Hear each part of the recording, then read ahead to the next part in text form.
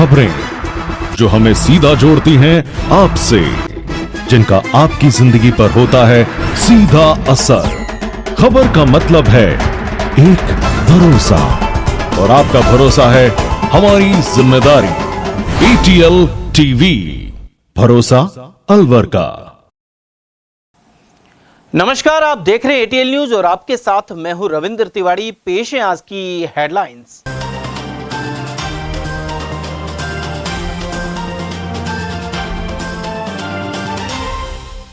जिला कलेक्टर ने शहर का दौरा कर जन समस्याओं को लेकर दी हिदायतें। आवारा पशुओं पर नियंत्रण और ढंग से सफाई के भी दिए निर्देश। पारिवारिक विवाद में हमला कर मुंडावर में दंपति को किया गंभीर घायल। वहीं सूर्यनगर क्षेत्र में ट्रैक्टर ने कुचलकर ली युवक की जान। हनी ट्रैप को लेकर पुलिस पर आरोप लगा, महिला ने खुदकुशी का किया प्रयास। तिजारा पुलिया पर तमाशबीनों का लगा जमावड़ा।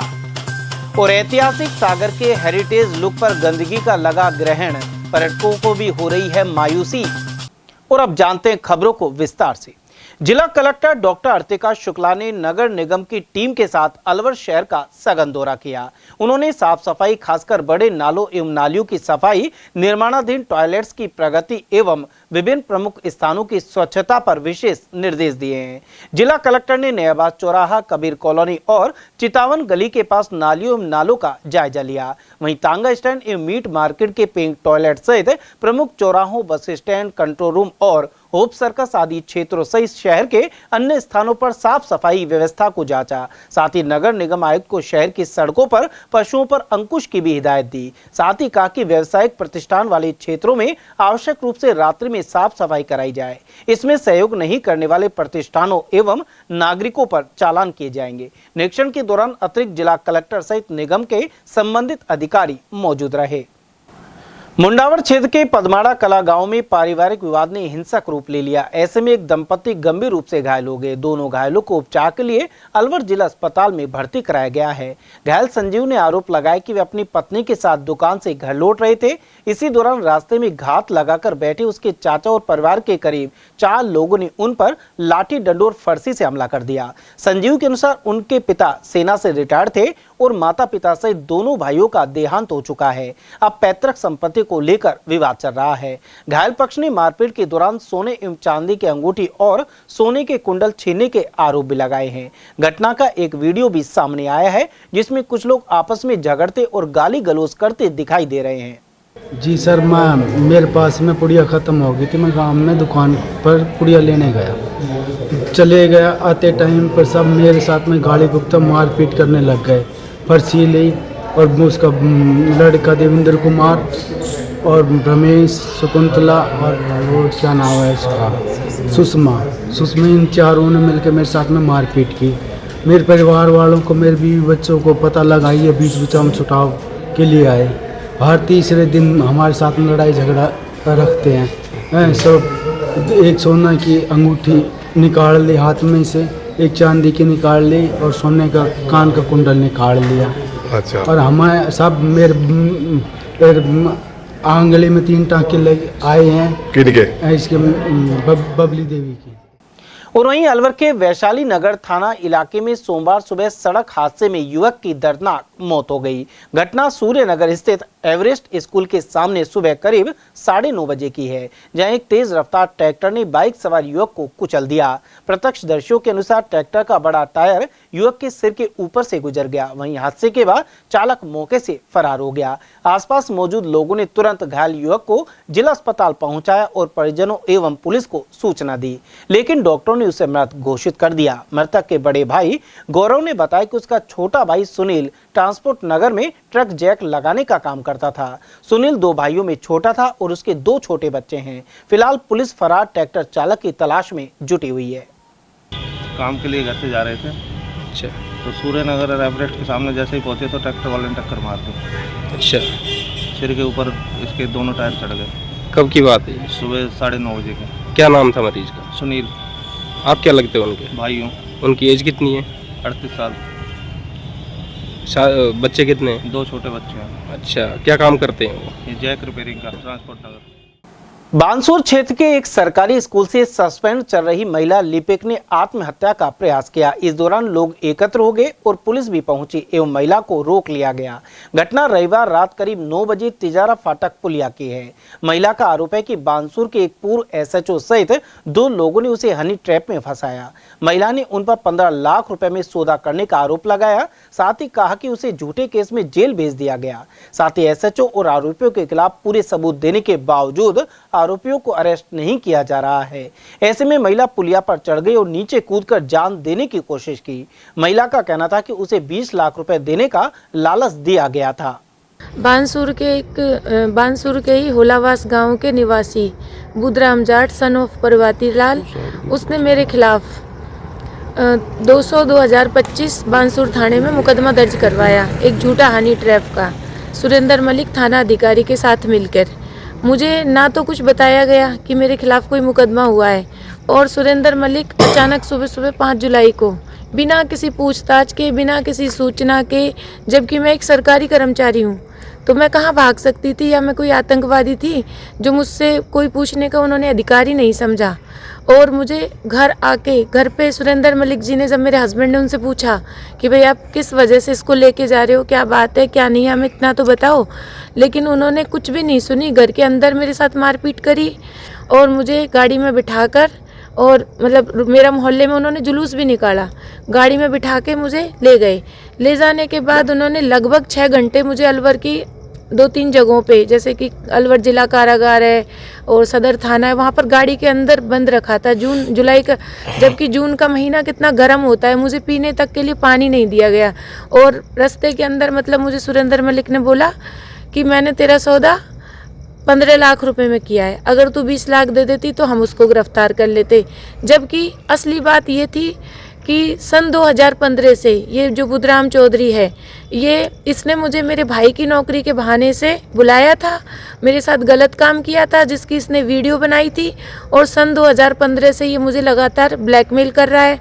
2016 और 17 में ये अपने भाई को भी लेकर आया। सर, मेरे को 2020 के मिड में पता पड़ा कि ये मिसेज के साथ ब्लैकमेलिंग कर रहा है, परेशान कर रहा है, मारपीट करता था। कौन? होलावास का है, बुधराम सनो प्रभाती लाल, उसके साथ उसका भाई भी इन्वॉल्व था और 1-2 जने और इन्वॉल्व हैं उसके साथ। परंतु ये मेरे को 2020 में बताई, तो एंड में तो मैं उससे जीजा को बोला और उसको बोला, तो वो बोले कि हम तो ऐसे ही करेंगे, हमारे पास तो वीडियो है, हम आपको इसको वायरल कर देंगे। उन्होंने कोई गलत फोटो खींच रखी थी और इनको ब्लैकमेल करते थे। और फिर उस चक्कर में हम इन्होंने 181 पे भी शिकायत करी, थाने में भी मिसेज कई बार गई, पर इनकी कोई सुनवाई नहीं हुई। फिर 2021 में इनके साथ मारपीट मार्केट में करी गई। उधर शिवाजी पार्क थाना प्रभारी चंद्रशेखर ने बताया कि रात को गश्त के दौरान सूचना मिलने पर तेजारा पुलिया पहुंचे और महिला को समझाया। इस महिला ने नारायणपुर थाने में मुकदमा दर्ज कराया है और न्याय नहीं मिलने की बात कह रही है।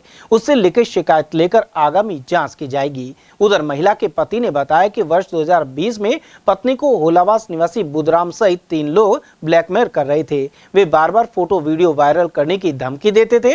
वर्ष 2021 में पत्नी के साथ मारपीट भी की गई। वहीं थाने में जबरदस्ती राजीनामा लिखवा लिया गया। उसके बाद पत्नी को ही फंसाकर उसे जेल भिजवा दिया। देखिए, मैं गश्त के अंदर था, सायंकालीन मैं मेरा जॉब था, तो तिजारा पुलिया के ऊपर एक महिलाएं बैठी हुई मिली। वो इस अवस्था में बैठी थी, संदिग्ध अवस्था में, जैसे कि भाई कोई मरने का चांस हो या ऐसा कुछ। तो मैंने तुरंत क्या नाम, और भी स्थानीय लोग, वहाँ के राहगीर लोग रुक गए थे, उन्होंने उसको समझाइश की गई। उसके द्वारा ये कहा गया था कि भाई मेरे खिलाफ एक बानसूर थाने के अंदर मुकदमा दर्ज है, उसमें मुझे गिरफ्तार किया गया है। और मैंने एक मुकदमा नारायणपुर थाने में भी करा रखा है, गैंगरेप का, उसमें भी तफ्तीश जारी है, लेकिन मुझे उसमें न्याय नहीं मिल रहा है। इस कारण से मैं अपना यहाँ से मैं मतलब मरना चाहती हूँ सर। लेकिन उसको काफ़ी समझाइश करके, काउंसलिंग करके, उसको समझाइश करके यहाँ थाने को लेकर आए, महिला कांस्टेबल के साथ में उसको ले रहे हैं। और उसके पति को भी बुला लिया गया है और पति के आमने सामने उससे बात करा करके और उसको काउंसलिंग की गई है और उसके बाद में पति के साथ में उसको रुखसत कर दिया गया है। सर, महिला का आरोप है कि उनके घर पर भी कुछ लोग आकर धमकाते हैं, तो उसमें किस तरीके की कार्रवाई की जाएगी? हाँ, इस प्रकार की कोई रिपोर्ट देगी तो उच्च अधिकारियों को जैसे भी जो विधि सम्मत कार्रवाई होगी की जाएगी। अगर ऐसी कोई रिपोर्ट दी जाती है तो उसके संबंधित थाने को या किसी को जहाँ भी भिजवानी होगी विधि सम्मत उसकी कार्रवाई की जाएगी। कुल मिलाकर तिजारा पुलिया पर रात को एक घटना चर्चा का विषय बनी रही और मौके पर काफी लोग जमा हो गए। एक और सागर जलाशय को हेरिटेज लुक दिया जा रहा है, वहीं दूसरी ओर गंदगी हेरिटेज लुक की सुंदरता खत्म कर रही है। पर्यटक अलवर में मूसी महारानी की छतरी, बाला किला और सिलिसेट झील के अलावा अरावली की पहाड़ियों के नीचे बने सागर का सौंदर्य निहारने आते हैं। सागर और आसपास की छतरियों पर आकर्षक नक्काशी दिखाई देती है। साथ ही ऐतिहासिक सागर को अतुल्य अलवर अभियान के तहत हेरिटेज लुक दिया जा रहा है। यहाँ पेंटिंग बनाने और सौंदर्यीकरण का कार्य प्रगति पर है, लेकिन दूसरी ओर जलाशय बदहाली के कारण पर्यटकों को लुभाने में विफल है। आरोप है कि नगर निगम द्वारा साफ सफाई की ओर कोई ध्यान नहीं दिया जा रहा है। गंदगी और बदबू के कारण यहाँ पर्यटकों का आना घट गया है। इसके अलावा किशनकुंड की ओर जाने वाली दीवार भी टूटी हुई है। सागर पर जो रंग रोगन हो रहा है ये बहुत बढ़िया हो रहा है, पर्यटकों के लिए अच्छी जगह बन जाएगी।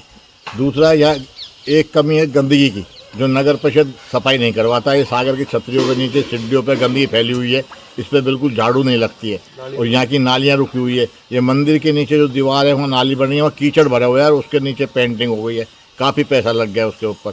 और इससे आगे जो पार्क बन रहा है पानी की टंकी के पास, वहाँ भी कचरा रहता है और इस मोहल्ले की पूरी नालियाँ गंदी हो रही।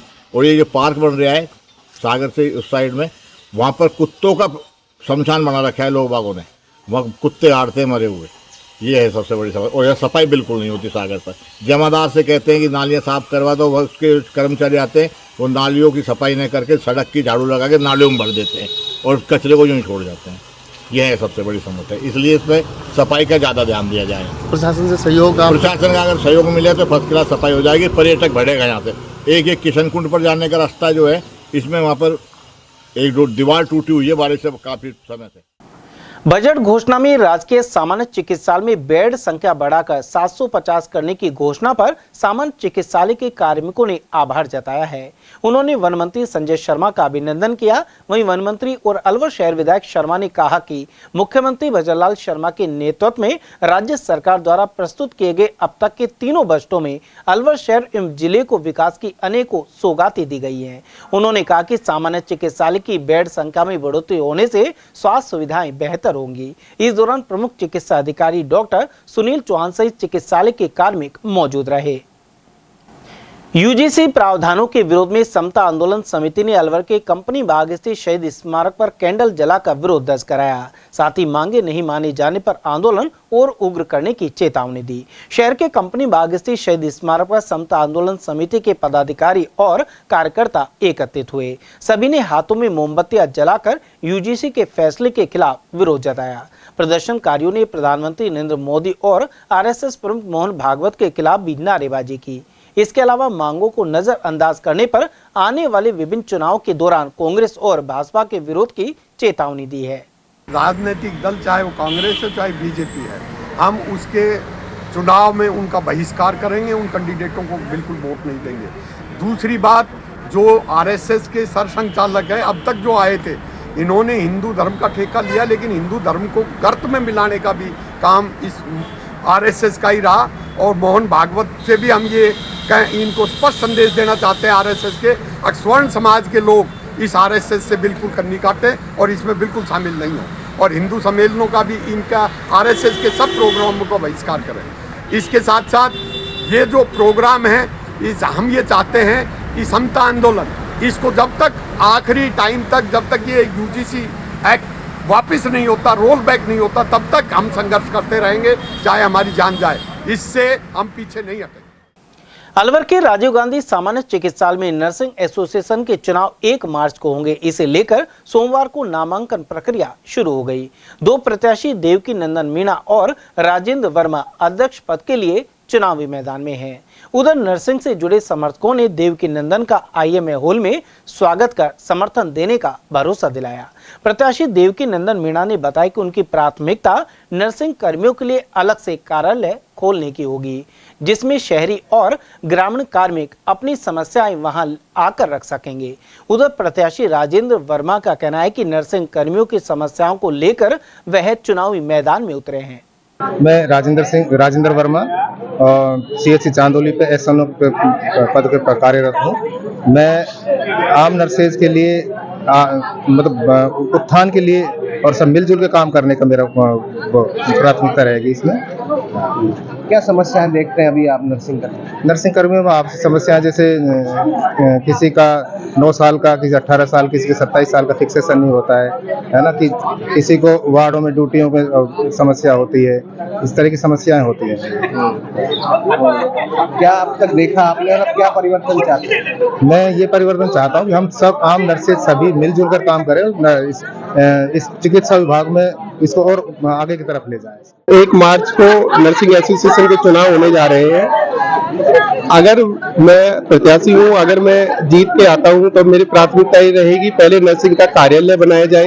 तो कार्यालय से बनाने से ये होगा कि लोग बाग जो बाहर से आते हैं, जो कम से कम यहाँ थोड़ी देर रेस्ट कर सके, उनके लिए बेहतर सुविधा, और जो नर्सेज के लिए जो भी प्रॉब्लम्स आएगी मैं उनके समाधान करने के लिए हमेशा तत्पर रहूंगा।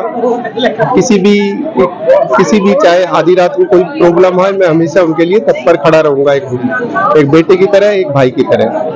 अभी क्या समस्या है वर्तमान में देखते हैं आप? देखो, छोटी छोटी प्रॉब्लम्स आती रहती है। हमारे लिए एक नर्सिंग पैसा एक ऐसा पैसा है कि इसमें कभी भी मानव सेवा का पैसा है, इसमें कभी भी कोई अटेंडेंट बेचारा हावी हो सकता है, बेचारा जबरदस्ती स्टाफ के दुर्व्यवहार करते हैं। तो कोशिश ये रहेगी आप अपन उनको समझाए, अपने भाइयों को समझाए सामान्य। होलाष्टक की वजह से 24 फरवरी से 3 मार्च तक शादी, विवाहों एवं अन्य मांगलिक कार्यों पर रोक रहेगी। स्कीम 10 निवासी पंडित यज्ञदत्त शर्मा ने बताया कि इस अवधि में ग्रहों का प्रभाव उग्र माना जाता है। उन्होंने भक्त प्रहलाद और होलिका से जुड़ी कथा की भी जानकारी दी। गौरतलब है कि होलिका दहन 3 मार्च और धुलंडी 4 मार्च को है। 24 फरवरी मंगलवार कल से होलाष्टक शुरू हो जाएंगे। इन होलाष्टक का समापन 3 मार्च धुलंडी वाले दिन होगा। होलाष्टक शुरू होने के साथ ही शादी विवाह सहित सभी शुभ मांगलिक कार्यों पर 8 दिन के लिए रोक लग जाएगी। होलाष्टक की 8 दिन की अवधि में केतु ग्रह को छोड़कर सभी 8 ग्रह अत्यंत उग्र और प्रतिकूल अवस्था में होते हैं। इसलिए होलाष्टक की अवधि में शुभ मांगलिक कार्यों पर पूर्णतः प्रतिबंध लग जाता है। होलाष्टक के 8 दिन की अवधि में भक्त प्रहलाद को उनके पिता हिरण्यकश्यप ने बहुत अधिक यातनाएं दी थी, जिससे उन्हें घोर कष्ट और पीड़ा प्राप्त हुई। इसलिए होलाष्टक की अवधि में शुभ मांगलिक कार्य संपन्न नहीं किए जाते, परंतु होलाष्टक की अवधि में पाठ पूजा, धर्म, कर्म, अनुष्ठान, जप आदि करने का विशेष महत्व माना गया है। भक्त प्रहलाद को हिरण्यकश्यप के आदेश के अनुसार होलिका होली में लेकर के बैठ गई थी, परंतु भक्त प्रहलाद की अटूट भक्ति और भगवान विष्णु की आराधना करने से होलिका तो जलकर भस्म हो गई और भक्त प्रहलाद सुरक्षित बच गया। इसलिए होलिका दहन का विशेष महत्व माना गया है। गर्मी के मौसम की शुरुआत से पूरी अलवर शहर में पानी की समस्याएं शुरू हो गई हैं। सोमवार को वार्ड 29 स्थित साउथ वेस्ट ब्लॉक के निवासी मनुमार्ग स्थित जलदाय विभाग कार्यालय में पहुंचे और विभागीय अधिकारी संजय सिंह को अवगत कराया। साथ ही बताया कि उनके इलाके में पिछले 20 दिनों से पानी नहीं आ रहा है, ऐसे में टैंकर मंगाकर काम चलाना पड़ रहा है। उधर अधिकारियों ने समस्या के समाधान का भरोसा दिलाया। ब्लॉक लवकुश मैरिज होम के सामने से आए सर, हमारे पानी नहीं आ रहा पीने का, 20 दिन हो गए, किसी के भी नहीं आ रहा। और ये लोग सुनते ही नहीं है सर, बोलते हैं ज्यादा मत बोलो, आप पहली बार आए हो, बताओ हमारी समस्या का समाधान होना चाहिए सर। एक्शन साहब से, संजय सिंह सर से। क्या कह रहे हैं? उन्होंने बोला कि जो परसों सप्लाई होगी मैं चेक करवा दूंगा, अगर परसों नहीं हुआ तो सर फिर हम दोबारा आएंगे। कैसे काम चला रहे हो? पानी टैंकर मंगवा रहे हैं सर, ये लोग तो पीने की भी व्यवस्था नहीं कर रहे कि सरकारी टैंकर भेज दे, ये पानी पी लेंगे। बहुत परेशान है सर। हमारे सामने समस्या साउथ वेस्ट बोल रहा हूँ, लगभग सामने गली में अंदर प्लॉट नंबर 24 से लेकर 50 के बीच में पानी सप्लाई 10 मिनट में नहीं आती है। अभी तो गर्मी शुरुआत भी नहीं हुई है, गर्मी शुरू होगी जब परेशानी आएगी पता नहीं। अभी हम आज सारे मोहल्ले बड़े आए हैं अभी इकट्ठे होके, और संजय सिंह जी एक्शन साहब से मिले हैं। उन्होंने आश्वासन दिया है भाई सप्लाई होगी जब आपका चेक कराएंगे, वाल चेक कराएंगे क्या खराबी है, जो कुछ भी है आगे भगवान मालिक। अलवर के मनुमार्ग से श्री लक्ष्मी नारायण मंदिर में वार्षिक उत्सव 28 फरवरी को मनाया जाएगा। 3 दिवसीय कार्यक्रम की शुरुआत 26 फरवरी को निशांग पूजन और गणेश पूजन के साथ होगी। 27 फरवरी को सुबह भगवान श्री लक्ष्मी नारायण का अभिषेक, वेदी पूजन और हवन होगा। वहीं शाम 6 बजे संगीत में सुंदरकांड के पाठ किए जाएंगे। 28 फरवरी को भगवान का अभिषेक और तुलसी अर्चना के साथ नई पोशाक धारण कराई जाएगी। वहीं बैंड बाजे के साथ आरती का प्रसाद वितरण होगा। इस अवसर पर महिलाओं द्वारा भजन सत्संग का आयोजन भी किया जाएगा। श्री भगवान लक्ष्मी नारायण भगवान का 56वां वार्षिक उत्सव 28 फरवरी को श्रद्धा और भक्ति के साथ मनाया जाएगा। ये 3 दिवसीय कार्यक्रम भगवान नारायण का हर वर्ष मनाया जाता है। 26 तारीख को मंगलाचरण निशान पूजा के साथ इस आयोजन का प्रारंभ हो जाएगा। वेदियों का पूजन होगा, षोडश आदि मातृकाओं का पूजन होगा। 27 तारीख को भगवान नारायण का फिर अर्चना होगी और भगवान शाम को संध्या काल में भगवान श्री नारायण की अर्चना और भगवान का एकांत मात्र की जो क्रिया होगी वो संपन्न होगी। रात्रि काल में भगवान सुंदरकांड का पाठ होगा। 28 तारीख को भगवान नारायण की अभिषेक षोडश औषधियों के साथ भगवान को श्वेत वस्त्र धारण करके भगवान का अभिषेक होगा। बैंड बाजाओं की तरह भगवान की वेदी अर्चना से नित्य होकर के भगवान फिर दूसरी पारी में भगवान सहस्त्र विष्णु भगवान की अर्चा होगी, जिसमें जोड़े के सहित काफी संख्या में भक्त लोग भगवान नारायण की स्थापना होगी। जो भगवान श्री गंडकी नदी में से जो शालग्राम भगवान का प्रादुर्भाव होता है उनको वेदी पर स्थापित कराकर भक्तों के द्वारा विष्णु सहस्त्र अर्चना का आयोजन किया जाएगा। फिर भगवान नारायण के भगवान को सुंदर पोशाक, श्रृंगार और वेशभूषा आदि से श्रृंगार आरती होगी, मंगला आरती होगी और औषधि आरती होगी और भगवान का भक्तों के द्वारा श्रद्धा और भक्ति के साथ भजन संध्या के साथ आरती प्रसाद वितरण होगा। भगवान नारायण की ये हर्ष वर्ष की सबकी मनोकामनाओं को पूर्ण करें, शिव की इच्छाओं को करें। जय श्री लक्ष्मी नारायण भगवान। रामगढ़ के नायक मोहल्ला निवासी पीड़ितों ने अलवर एसपी को ज्ञापन देकर हमले एवं छेड़छाड़ के मामले में एफआईआर दर्ज करवाने का आग्रह किया है। ज्ञापन के अनुसार योगिता और उसका भाई योगेश कुमार नायक समाज के सामूहिक विवाह सम्मेलन में गए थे। यहां कुछ लोगों ने योगिता से छेड़छाड़ कर उठाकर ले जाने का प्रयास किया। भाई योगेश और इसके मित्रों ने विरोध किया तो उन्होंने योगेश को जख्मी कर दिया, साथ ही उनके घर पहुंचकर दोबारा भी हमला कर दिया। इसके अलावा मां और पिता सहित कई परिजनों को जख्मी किया गया है। पीड़ित ने रामगढ़ थाने में एफआईआर दर्ज नहीं किए जाने के आरोप भी लगाए हैं। दोनों खाना खा के घर में लेटे हुए थे, बच्चे थे छोटे रिश्तेदार के बच्चे आए हुए थे। हम लेटे हुए जैसे लड़की आई, पुकारी, हल्ला मचाया इसने, तो हम ऐसे सोते सोते घर से बाहर निकले। बाहर निकलते हमें पता नहीं, सूरज नाम का आदमी खड़ा। मैंने कहा भाई सूरज क्या बात है? वही इतने में आगे सूरज के भाई गोपाल ने और जस्सू का लड़का है पवन और शिवम, जिनने मर्डर करके अभी जेल से मारा है, उनने उठा के साथ उसको घेर के मेरे को मारा कूटी करने लगे। एक तोती लड़का है जिसमें गोल चक्कर सा होता है, जो मेरे यहाँ मारा है, जो मेरा हाथ का नहीं उठा। और इस सिर में गोपाल ने और शुभम ने लाठी और पृथ्वी ने, इन तीनों ने मेरे पर लाठी मारी। ये नहीं पता किसकी। कितने लोग थे लगभग?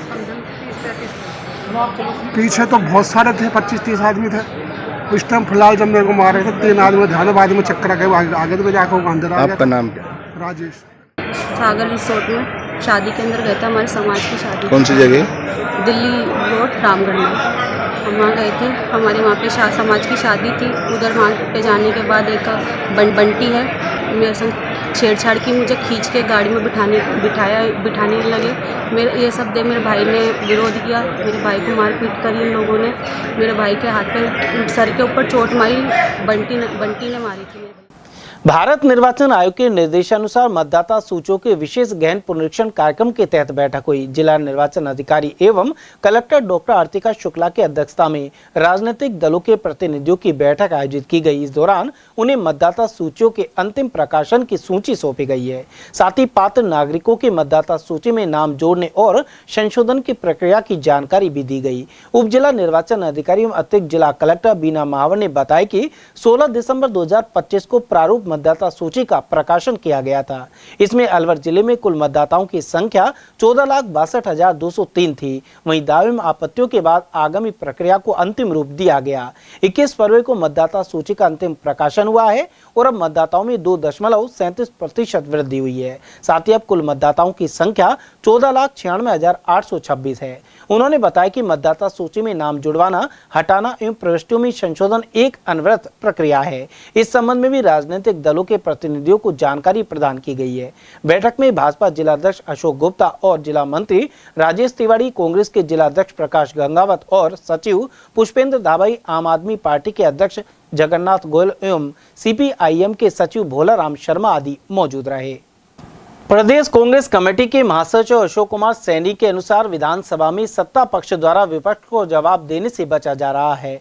भाजपा ने राज्य सरकार के 2 साल को गहलोत सरकार के 5 साल पर भारी बताया था, लेकिन बहस के दौरान मुख्यमंत्री की ओर से सिर्फ भाजपा के 2 साल पर चर्चा की गई। राज्य सरकार पिछली कांग्रेस सरकार की योजना और विकास कार्यों से डरकर इन पर चर्चा से बच रही है। सैनी के अनुसार गहलोत सरकार ने फ्री दवा और जाँच सहित तमाम जनहित की योजना लागू की थी। फिलहाल चिकित्सा सहित अन्य व्यवस्थाएं चरमराई हुई हैं। साथ ही भजनलाल सरकार हर मोर्चे पर विफल साबित हो रही है। इसके बावजूद सभी घोषणाएं पूरी करने का झूठा दावा किया जा रहा है।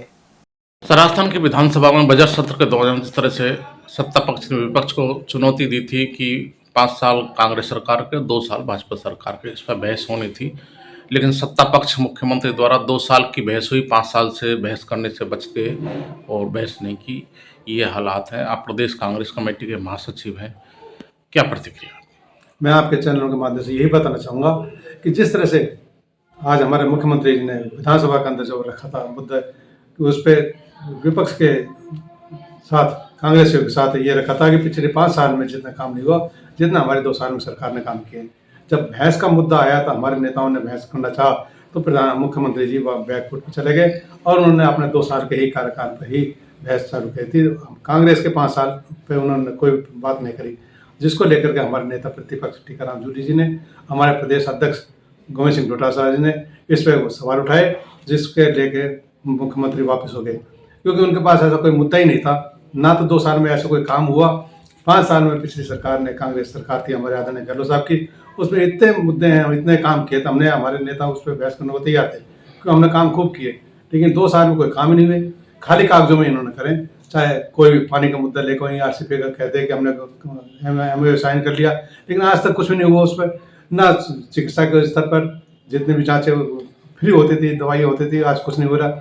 ना बेरोजगारी के ऊपर, ना महंगाई के ऊपर, कहीं भी तो कोई कंट्रोल नहीं कोई काम हो रहा। जमीनी स्तर पर तो कोई काम नहीं हो रहा। कागजों में बीजेपी दिखा रही है, बजट में खूब दिखाई इन्होंने, लेकिन बजट जो पिछले साल में जो घोषणाएं करी वो आज तक पूरी नहीं हुई, आज तक उन पर काम चालू नहीं हुआ। तो ये ऐसे मुद्दों पर बहस से डरते हैं, चाहे राज्य सरकार हो चाहे केंद्र सरकार हो, वे विपक्ष से बहस करने के लिए डरती है।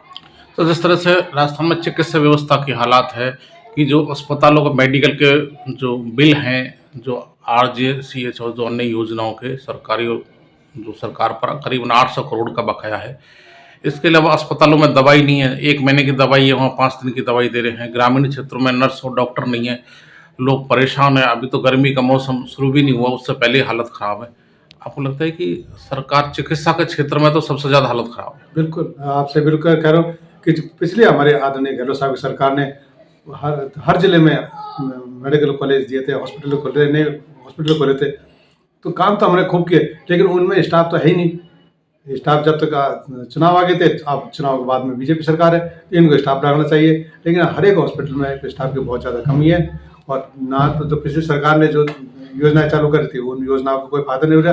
दवाइयाँ नहीं है, 1 महीने की 30 दिन की दवाई में 5 दिन की दवा दे रहे हैं, और वो भी अधूरी दे रहे हैं, मार्केट से लेकर। तो यहाँ बिल्कुल चिकित्सा स्तर में राज्य सरकार राजस्थान की बिल्कुल फेल है। तो पिछले गहलोत सरकार ने सभी तरह की दवाई और सभी तरह की जांचें निःशुल्क कर दी थी, सबको इलाज मिल रहा था। अब इलाज कराना गरीब आदमी के लिए काफ़ी मुश्किल होता जा रहा है। आपको लगता है कि सरकार चिकित्सा क्षेत्र पर ध्यान नहीं दे रही? जो चिकित्सा मंत्री हैं बात बड़ी करते हैं, लेकिन धरातल पर कुछ नहीं है। बिल्कुल सही कहा आपने, बिल्कुल सही रहा है। जब बार बार कहते हैं कि हमारी जो पिछली सरकार थी आदरणीय गहलोत साहब की, उन्होंने इतनी योजनाएं दे रखी चिकित्सा में, क्या हर क्षेत्र में उन्होंने योजनाएं थी। चिकित्सा में तो गरीब आदमी बिल्कुल खाली जेब जाए, अपना इलाज करा करके पूरा जाए। सारी बीमारियों को उन्होंने कवर करा के, सारी जांच फ्री करा के थी, दवाइयाँ फ्री करा के थी। लेकिन जो योजना चाहिए भामाशाह की थी राज्य सरकार की, वो निजी अस्पतालों में भी फ्री सुविधा थी। आज हालात ये है कि कोई प्राइवेट हॉस्पिटल इलाज करके राजी नहीं, सरकारी अस्पतालों में दवाइयाँ नहीं, डॉक्टर नहीं, तो भीड़ का आतंक लगा हुआ है। सुबह से शाम तक भीड़ लगी रहती है मरीजों की। तो यह चिकित्सा क्षेत्र में राज्य सरकार बीजेपी की बिल्कुल फेल है। और वहीं जिला कांग्रेस कमेटी बुद्धिजीवी प्रकोष्ठ के पूर्व जिला अध्यक्ष डॉक्टर हुकुम सिंह ने अमेरिका के साथ डील की आलोचना की है। उन्होंने कहा कि इससे पूर्व अमेरिका के दबाव में ऑपरेशन सिंदूर को रोका गया था। इससे स्पष्ट है कि भारत के हितों की रक्षा नहीं हो पा रही है। उन्होंने आर्थिक मोर्चे पर सरकार के फेल होने के आरोप भी लगाए। साथ ही किसान की आय दोगुनी नहीं हो पाई और अब अमेरिकी डील के कारण खेती बर्बाद होने का खतरा पैदा हो गया है। उन्होंने आरोप लगाया कि भाजपा सांप्रदायिक राजनीति एवं चुनाव में गड़बड़ी के चलते जीत हासिल कर रही है। आपके माध्यम से मैं ये चैनल के माध्यम से ये कहना चाहूँगा कि 12 वर्ष में तीसरा टर्म है माननीय प्रधानमंत्री जी का, लेकिन 12 वर्ष में 12वां हो गया इनका, 12 वर्ष में 12वां हो गया। किसी भी पॉइंट पर आप इनकी विदेश नीति देख लीजिए, आप इनकी रक्षा नीति देख लीजिए, आप इनकी गृह नीति देख लीजिए, किसी भी बिंदु पर ये सरकार सफल नहीं है। जब जब बीजेपी की सरकार भारत में आई तब तब ही आतंकवादी अटैक क्यों होते हैं, पहला सवाल। बहुत बड़ी बात कर रहा हूं मैं आपके चैनल के माध्यम से। आप इतिहास खोज कर देखें, जब जब भाजपा देश में आई तब तब ही हमारे प्रतिष्ठानों पर आतंकवादी अटैक होते हैं। ऐसा क्यों है? कांग्रेस के टाइम में भी हुआ होगा, लेकिन इतना नहीं जो इनके टाइम में होता है। ऑपरेशन सिंदूर कोई देख लीजिए आप, जब हम जीतने के कगार पर थे, हमारी सेनाएं उसमें घुस करके पाकिस्तान को मार रही थी, उस समय इन्होंने एक फोन पर, एक कॉल पर वो युद्ध विराम कर दिया। ये क्या है? अभी पूर्व सेनाध्यक्ष नरवणे की पुस्तक पर विवाद चल रहा है। उसको माननीय राहुल गांधी जी के पास कोई कॉपी है, उसको दिखाना चाहते हैं, लेकिन उस पुस्तक को बैन कर रखा है। क्यों? अरे पूर्व सेना अध्यक्ष है, वो अपनी बात कह रहे हैं देश के प्रति, उसको बैन करने का क्या अर्थ है? इससे साबित होता है कि सैनिक रक्षा के क्षेत्र में, बल्कि जो ऑपरेशन सिंदूर में इस सरकार ने किया है वो कतई देश के हित में नहीं है। वो ऐसा मौका था कि अगर एक दिन और दे दिया जाता सेना को, तो मैं समझता हूँ कि इस जो शत्रु जो बार बार 47 से आज तक हमको परेशान कर रहे हैं, इसका इलाज हो जाता और ये बार बार का झंझट हमेशा के लिए खत्म हो जाता। कि आज फिर ये कहते हैं कि अब वो लॉन्च पैड बना रहा है। अरे बना रहा है तो बनाएगा ही। तुमने एक ट्रंप साहब के एक फोन पर आपने युद्ध विराम कर दिया। तो ट्रंप साहब ने जिस तरह से अमेरिकी डील की है वो भी धोखा है, वो भी देश के साथ धोखा है, किसानों के साथ धोखा है, और वो जल्दबाजी में डील की गई है। उस पर विपक्ष को विश्वास में नहीं लिया गया, पूरे देश में उस पर चिंतन मंथन नहीं हुआ। और कुल मिलाकर यह है कि जो ट्रंप साहब कहते हैं मोदी जी को मानना ही पड़ेगा, क्योंकि अब ये भी सुनने में आ रहा है कि एपस्टीन फाइल भी खुलने वाली है, उसमें भी तथाकथित भारत के कुछ नेताओं के, बड़े बड़े लोगों के नाम हैं। तो इनको ऐसा लगता है कि इनकी जान अमेरिकी सरकार के ट्रंप साहब के हाथ में है। अगर डॉलर की बात करें तो उधर देख लीजिए आप, आर्थिक क्षेत्र देख लीजिए, इस सरकार का 12 साल का वो 90 पार गया और रुपया आपका कहाँ है? तो कैसे आप कह सकते हैं कि विकास हो रहा है? अलवर की प्रोफेसर डॉक्टर ममता शर्मा ने ग्वालियर सेमिनार में राजस्थान का प्रतिनिधित्व किया, साथ ही कीटनाशक बहिष्कार की शपथ दिलाई। पर्यावरण संकट के दौर में वे वैज्ञानिक जगत के प्रतिनिधि के रूप में यह आवाज उठा रही हैं। SMS सरकारी मॉडल कॉलेज ग्वालियर में 2 दिवसीय पर्यावरण एवं तनाव पर राष्ट्रीय सेमिनार की गई थी। जूलॉजी एवं पर्यावरण विषय विज्ञान की विशेषज्ञ डॉक्टर ममता शर्मा ने कीटनाशकों की जैव विविधता और मानव स्वास्थ्य पर पड़ने वाले खतरनाक प्रभावों पर व्याख्यान प्रस्तुत किया। डॉक्टर शर्मा ने कहा, कीटनाशक प्रदूषण प्रकृति को चोट पहुंचा रहा है। इससे पक्षियों, कीटों और मिट्टी की जैव विविधता नष्ट हो रही है, जो मानव जीवन को खतरे में डाल रहा है। डॉक्टर शर्मा यहां तकनीकी सत्र के अधिष्ठाता रही और जटिल शोध पत्रों पर गहन चर्चा का संचालन किया। इसके अलावा पोस्टर पेपर प्रस्तुतिकाओं के निर्णायक मंडल में भूमिका निभाई, साथ ही युवा शोधकर्ताओं को पर्यावरण संरक्षण की दिशा में प्रेरित किया। सेमिनार में उन्होंने प्रतिभागियों को एकजुट होकर कीटनाशकों का पूर्ण एवं स्थायी बहिष्कार करने की शपथ दिलाई। गौरतलब है कि राजर्षि स्वायत्त महाविद्यालय अलवर में कार्यरत डॉक्टर शर्मा पर्यावरण विश्व विज्ञान, पक्षी संरक्षण और कीटनाशक प्रदूषण पर अग्रणी शोधकर्ता हैं। सेमिनार संयोजक एवं जूलॉजी विभागाध्यक्ष डॉक्टर DK शर्मा ने इस मौके पर धन्यवाद ज्ञापित किया। किशनगढ़ बास में विराट हिंदू सम्मेलन का आयोजन संपन्न हुआ। राष्ट्रीय स्वयंसेवक संघ के खंड कार्यवाह सुभाष सिंह नरुका ने बताया कि हिंदू सम्मेलन भव्य ढंग से आयोजित किया गया। इस मौके पर वक्ताओं ने कुटुंब प्रबोधन सहित अनेक विषयों पर व्याख्यान दिए, साथ ही हिंदू समाज से एकजुटता का आह्वान किया। कार्यक्रम में क्षेत्र के प्रमुख लोगों की मौजूदगी रही। समाचार में वक्त तो चला, छोड़ से अल्प विराम का, बने रहिए ATL TV के साथ। फर्नीचर का 32 साल पुराना जाना माना नाम राहुल डेकोर। यहाँ आपकी लाडली बिटिया के लिए अथवा अपने घर के लिए सभी प्रकार का सागवान का फर्नीचर उपलब्ध है।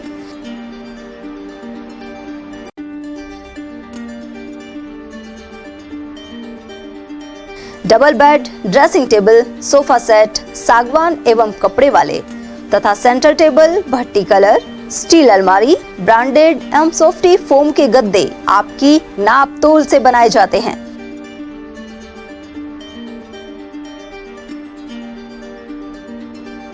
सभी सामान एक ही छत के नीचे उपलब्ध। हमारा पता है अलवर बोर्ड, जैसमंद तिराहे से पहले, कटी घाटी, अलवर।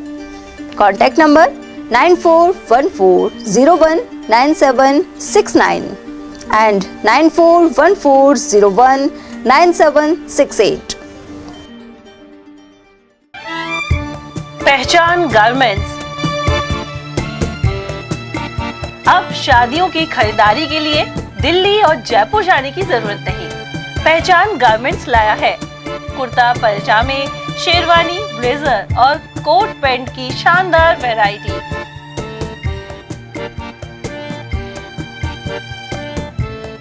अगस्त 95 से काम कर रहा हूँ। आज मेरे को काम करते हुए 29 साल हो गए हैं और मैंने बीच में शारीरिक प्रॉब्लम की वजह से शोरूम बंद भी कर दिया था। फिर दोबारा से मेरे को अलवर की जनता ने इतना स्नेह दिया है कि मेरे को 1.5 महीने में दिखा दिया उन्होंने कि कितनी पावरफुल और कितना प्यार करती है मेरी जनता अलवर की श्री पहचान गारमेंट को और दीपक तलवार को। इस बार हम नया कॉन्सेप्ट लेके आए कि साफे जोधपुरी कारीगर आपके घर पे, आपके शादी के जहाँ आप शादी कर रहे हैं वहाँ पे, किसी भी होटल पे, किसी मैरिज होम पे, कहीं पे भी आप शादी कर रहे हैं वहाँ पे आपको साफे बनवाएंगे हम जोधपुरी कारीगरों द्वारा। तो हम और शेरवानी तो आप शायद देख ही सकते हैं कि बॉम्बे की शेरवानी है, मतलब एकदम अलग हटके शेरवानी है। और फिर मैं अपील करूंगा कि अलवर के हर वासिंदे को शुक्रिया जिसने मुझसे सामान लिया और मेरी दुकान का नाम किया। धन्यवाद। वाजिब दामों पर फैक्ट्री से सीधे आपके पास जेंट्स गारमेंट्स मिलने का एक ही स्थान, पहचान गारमेंट्स, खंडेलवाल धर्मशाला के सामने, अलवर। Contact number 9413304151। ब्रेक के बाद फिर से आपका स्वागत है। तालवृक्ष में मांडव ऋषि का प्रसिद्ध तपोभूमि स्थल उपेक्षा का शिकार हो रहा है। अलवर जिले का यह ऐतिहासिक पौराणिक क्षेत्र अब बहरोड कोटपुतली जिले में जा चुका है। गौरतलब है कि तालवृक्ष में बड़ी संख्या में पर्यटक पहुंचते हैं। वे यहां गंगा मंदिर, मांडव ऋषि की तपोस्थली और वराह भगवान के मंदिर सहित अन्य मंदिरों में नमन करते हैं। तालवृक्ष के इस प्राचीन मंदिर में रखा हुआ 5 जन्य शंख महाभारत कालीन याद को ताजा करता है। साथ ही राजर्षि जयसिंह के समय शिकार हुए बाघ का सर भी रखा हुआ है। इसके अलावा अगल बगल स्थित 2 कुंडों में गर्म और ठंडे जल की मौजूदगी रहती है। मंदिर के पुजारी दिनेश शर्मा ने इस बारे में जानकारी दी। साथ ही बाघ का शिकार करने के बाद राजा जयसिंह के प्रायश्चित की कथा भी बताई। उसके बाद से इस क्षेत्र में शिकार करने पर राजा जयसिंह ने रोक लगा दी थी। गंगा मां के मंदिर के सामने ही प्राचीन शिवालय स्थित है। इस पर्यटक स्थल के विकास पर पूरी तरह ध्यान देने की जरूरत बनी हुई है। ताल वृक्ष का यह प्राचीन पौराणिक क्षेत्र है जहाँ गंगा मैया के मंदिर में जो पंडित जी सेवा करते हैं। उनका कहना है राजा जयसिंह जी ने, ये गंगा मैया का भक्त था, शेर उसकी गलती से शिकार कर दिया था, फिर प्रायश्चित स्वरूप उसके सिर को यहाँ रखा महाराजा जयसिंह जी ने। और पांडव कालीन ये पंचजन्य संख है, जिसका उल्लेख महाभारत के समय में गीता में भी आता है, जहाँ कृष्ण जी ने अर्जुन को उपदेश दिया था। वो 5 जन संख का ही उद्घोष महाभारत काल में हुआ था। और ये बहुत प्राचीन पौराणिक स्थल है।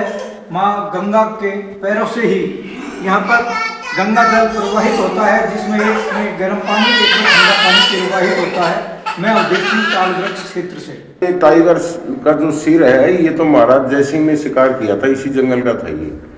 गंगा माता का भक्त था ये, भूल से हत्या करके राजा जयसिंह इसको ले गए थे। उसके बाद में प्रायश्चित के लिए 68 तीर्थ स्थान पवित्र करवा के इसी जगह रख दिया, इनके चरणों में मिला के। और ये 5 जन संघ है, ये महाभारत के टाइम के हैं, तब से यहीं रखे हुए हैं। और माता का गंगा मैया है, इनके चरणों से, एक चरण से गर्म, एक से ठंडा पानी निकलता है। श्री क्षत्रिय जन संसद की ओर से 15 मार्च को अलवर के राजपूत सभा भवन में होली मिलन महोत्सव का आयोजन किया जाएगा। वहीं राजपूत सभा इकाई अलवर की ओर से भी होली मिलन मनाया गया। इस दौरान सामाजिक समरसता और भाईचारे की झलक दिखाई दी। वक्ताओं ने कहा कि होली का त्योहार पुरानी गलतियों को भूलकर एक दूसरे को गले लगाने का संदेश भी देता है।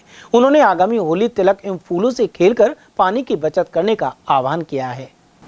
अकबरपुर राजकीय उच्च माध्यमिक विद्यालय में मेवात क्षेत्र विकास योजना के तहत नए कक्ष और एक बरामदे का निर्माण कार्य किया जा रहा है। सरपंच प्रतिनिधि महेश पटेल ने बताया कि इस पर 10 लाख रुपए की लागत आएगी। अकबरपुर विद्यालय में बच्चों की संख्या ज्यादा है और कुछ कमरे जर्जर हो चुके हैं। ऐसे में कमरों की आवश्यकता बनी हुई थी।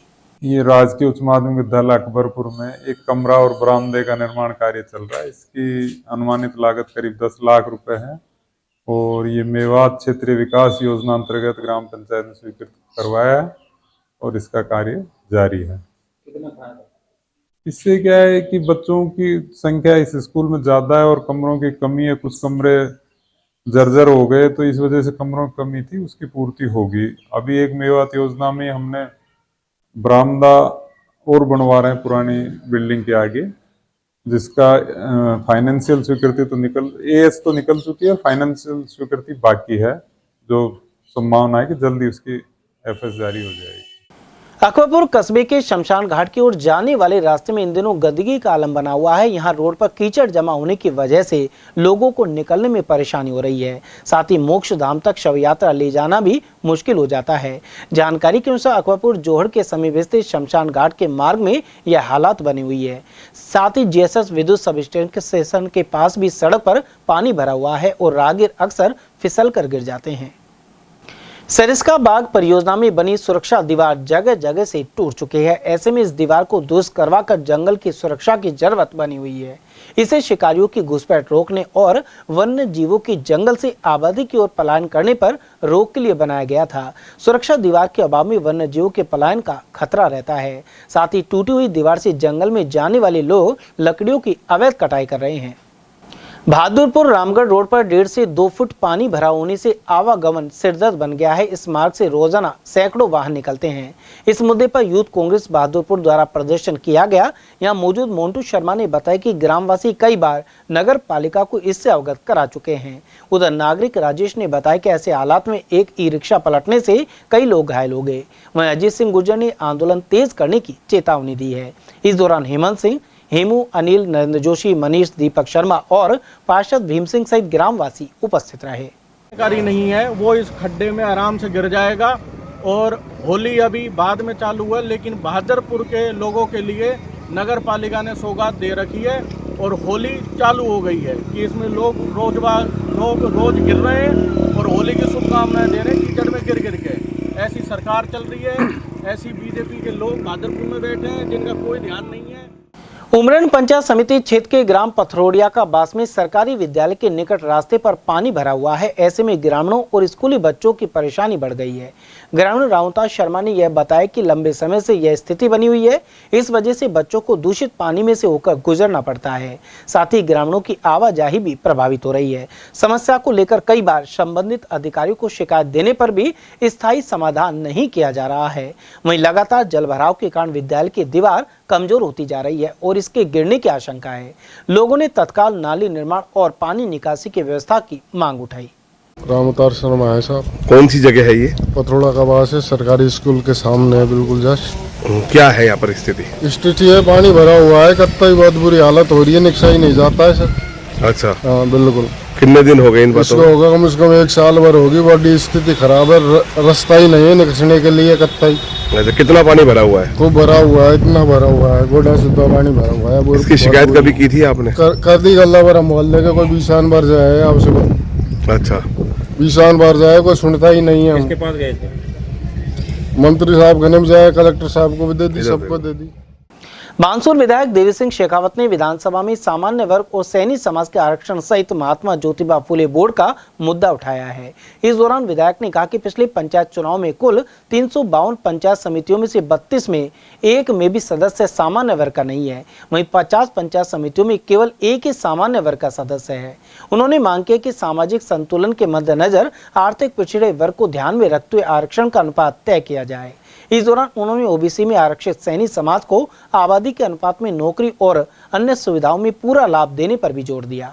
इसके अलावा महात्मा ज्योतिबा फुले बोर्ड को देवनारायण बोर्ड की तर्ज पर वित्तीय और प्रशासनिक अधिकार, आंदोलन के दौरान युवाओं पर दर्ज मुकदमे वापस लेने और फुले दंपति को भारत रत्न से सम्मानित करने की मांग उठाई। माननीय अध्यक्ष महोदय, नियम 295 के अंतर्गत विशेष उल्लेख प्रस्ताव में मुझे बोलने का मौका दिया, इसके लिए आपका बहुत ही आभार है। माननीय राजस्थान में विगत पंचायत चुनाव में कुल 352 पंचायत समितियों में से 32 पंचायत समितियां ऐसी है जिनमें एक भी पंचायत समिति सदस्य सामान्य वर्ग का नहीं है, एवं प्रदेश की 50 पंचायत समितियां ऐसी है जिनमें मात्र एक ही सदस्य सामान्य वर्ग से है। अतः मैं सामाजिक संतुलन की मांग करते हुए सभी राजनीतिक दलों से सहयोग चाहते हुए टिकट वितरण में आर्थिक पिछड़े वर्ग को पंचायत एवं निकायों में अन्य वर्गों की तरह आरक्षण का अनुपात तय किया जाए। लोकतंत्र तभी सशक्त होगा जब समाज का हर वर्ग निर्णय की प्रक्रिया में भागीदार बने। मैं सदन से आग्रह करता हूं कि यह सुनिश्चित करने के लिए ठोस नीति बनाई जाए। राजस्थान में ओबीसी वर्ग में आरक्षित सैनी समाज को आबादी के अनुपात में नौकरी एवं अन्य सुविधाओं में संपूर्ण लाभ दिया जाए। महात्मा ज्योतिबा फुले बोर्ड को देवनारायण बोर्ड की तर्ज पर वित्तीय एवं प्रशासनिक अधिकार दिए जाए। आंदोलन के दौरान युवाओं पर दर्ज मुकदमे शीघ्र वापस लिए जाए।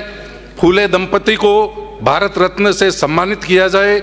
माली, सैनी, कुशवाहा, सामंत, भोई, मौर्य आदि समाज की जायज मांगों की आवश्यक कार्रवाई कर अनुग्रहित करावें। धन्यवाद। बड़ोमेव कस्बा स्थित श्री चंद्रप्रभु जिनालय में श्री मुनि सुव्रतनाथ जिनालय में सोमवार को जैन समाज की ओर से मोक्ष कल्याणक पर्व मनाया गया। दोनों मंदिरों में सुबह श्री जी का नित्य अभिषेक, शांति धारा और आरती की गई। श्री चंद्रप्रभु जिनालय में श्री चंद्रप्रभु विधान के दौरान अर्घ्य समर्पित किए गए। वहीं 8वें तीर्थकर श्री चंद्रप्रभु भगवान के मोक्ष कल्याणक पर्व पर सामूहिक निर्वाण कांड का उच्चारण हुआ। साथ ही निर्वाण लाडू श्री चंद्रप्रभु भगवान को समर्पित किया गया। इसके अलावा शाम को 48 दीपकों से श्री भक्तांबर पाठ हुआ। बड़ोमेव कस्बे में कृषि विभाग द्वारा 2 दिवसीय कृषक प्रशिक्षण शिविर का आयोजन ग्राम सेवा सहकारी समिति परिसर में किया गया है। इस शिविर में कुल 90 किसानों ने प्रशिक्षण का लाभ उठाया। इसके दौरान किसानों को खाद्य तेलों के उत्पादन में वृद्धि, उर्वरक प्रबंधन, कीट एवं रोग नियंत्रण की विस्तृत जानकारी दी गई। इसके साथ ही किसानों को कृषि विभाग की विभिन्न योजनाओं के बारे में भी अवगत कराया गया। कार्यक्रम में सहायक कृषि अधिकारी जितेंद्र कुमार वर्मा, व्यवस्थापक पूर्ण सिंह, कैलाश, विकास चौधरी, संजू यादव चौधरी उपस्थित रहे। थानागाजी में बाइक सवार 2 युवक को एक पिकअप ने टक्कर मार दी, जिससे 2 युवकों की मौत हो गई। जानकारी के अनुसार थानागाजी में जयपुर मार्ग पर देव होटल के सामने तेज रफ्तार से आ रहे एक पिकअप ने बाइक सवार 2 युवकों को टक्कर मार दी। दुर्घटना इतनी भीषण थी कि युवकों के शरीर छत विछत हो गए। यहाँ मौके पर पहुंची पुलिस ने मृतकों के शवों को अस्पताल की मोर्चरी में रखवाया, जहां पोस्टमार्टम के बाद शव परिजनों को सुपुर्द कर दिए गए। भाई है जो अपने ससुराल से गाड़ी लेके घर आ रहा था और देव होटल के सामने एक पिकअप आई, जिसके क्या नाम से लाहौर के पास की पिकअप है। उसका ओनर का नाम है सिंबू हांगड़, उसके बाप का नाम है मिठन। और सब लापरवाही से गाड़ी चलवा के इतनी स्पीड में लाया है कि वो ट्रैक्टर को बचाने के चक्करों में मेरे भाइयों को मार दिया, वो अटैक करके इतनी। कितने लोग थे, क्या क्या नाम है इनका? मेरा छोटा भाई था राहुल, चाचा जी का लड़का है, और एक मेरा पड़ोसी है इंद्र शर्मा चौधरी। 40 के लगभग किसी अज्ञात वाहन ने दुर्घटना कारित की थी और उसकी बॉडीज को रात को ही हमने शिफ्ट करा दिया था। और रात से ही हम लगातार CCTV फुटेज देख रहे हैं उसके दुर्घटना करने वाले वाहन के, और लगातार सुबह से प्रयासरत है। और इसकी बॉडीज के संबंध में सुबह 8:45 बजे परिजनों FIR दी है और FIR दर्ज करने के तत्पश्चात हमने उनका पंचायतनामा पोस्टमार्टम की कार्रवाई करवा दी है और उसकी सरगर्मी से वाहन की तलाश की जा रही है। जल्दी शीघ्रता से इसको दस्तयाब कर लेंगे। खैरतल की पुरानी अनाज मंडी में श्री बालाजी मंदिर में तृतीय वार्षिक उत्सव रविवार को मनाया गया। इस दौरान सुंदरकांड के पाठ के साथ कलाकार छोटू सुदामा द्वारा भव्य झांकी का प्रदर्शन किया गया। वहीं महाआरती के बाद प्रसाद वितरण किया गया। इस दौरान बड़ी संख्या में श्रद्धालु मौजूद रहे। टपुगड़ा में एक युवक का शव मिलने से कस्बे में सनसनी फैल गई। मृतक के पिता बोबी गुआरिया ने बताया कि उनका पुत्र मनीष घर से मंदिर के लिए निकला था, उसके बाद वह घर नहीं लौटा। वहीं मंदिर में मौजूद पुजारियों द्वारा सूचना दी गई कि रोहित कुमार नाम के युवक के साथ उसे देखा गया था, लेकिन वह वापस घर नहीं लौटा। शनिवार को युवक का शव पानी की टंकी के पास पड़ा हुआ मिला। मृतक मनीष के शव का पुलिस द्वारा पोस्टमार्टम करवाकर शव परिजनों को सुपुर्द कर दिया गया।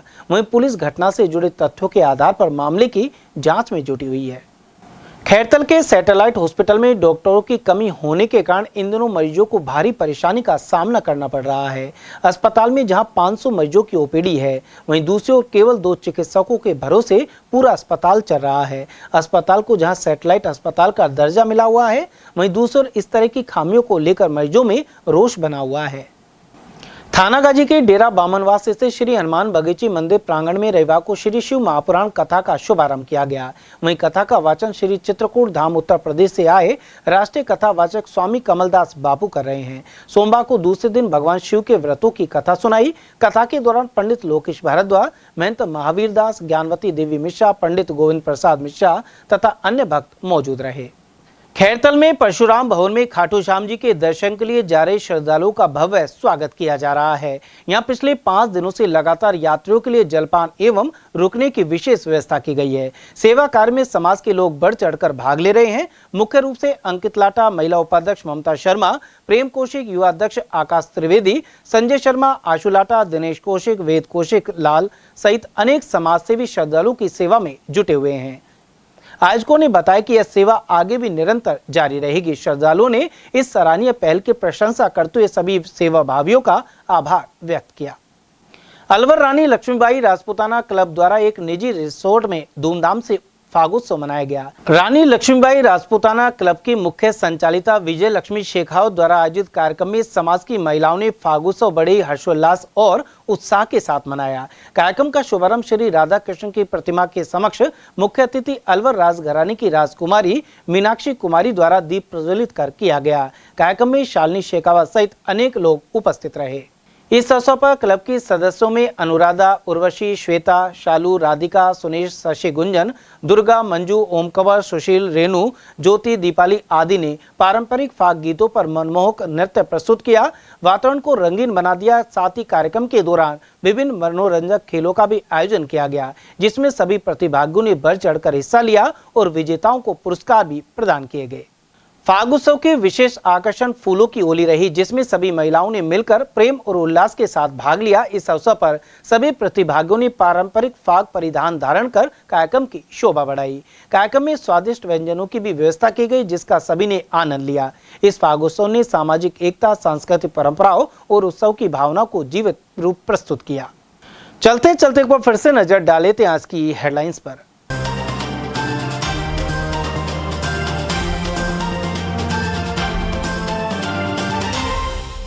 जिला कलेक्टर ने शहर का दौरा कर जन समस्याओं को लेकर दी हिदायतें। आवारा पशुओं पर नियंत्रण और ढंग से सफाई के भी दिए निर्देश। पारिवारिक विवाद में हमला कर मुंडाओं में दंपति को किया गंभीर घायल। वहीं सूर्यनगर क्षेत्र में ट्रैक्टर ने कुचलकर ली युवक की जान।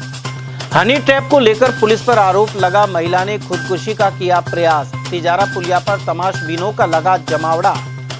और ऐतिहासिक सागर के हेरिटेज लुक पर गंदगी का लगा ग्रहण पर्यटकों को भी हो रही है मायूसी।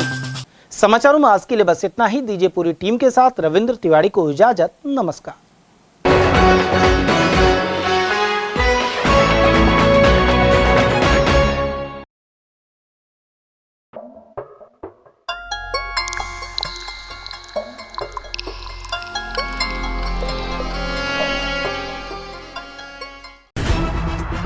खबरें जो हमें सीधा जोड़ती हैं आपसे, जिनका आपकी जिंदगी पर होता है सीधा असर।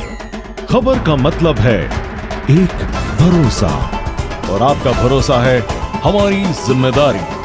ATL TV, भरोसा अलवर का।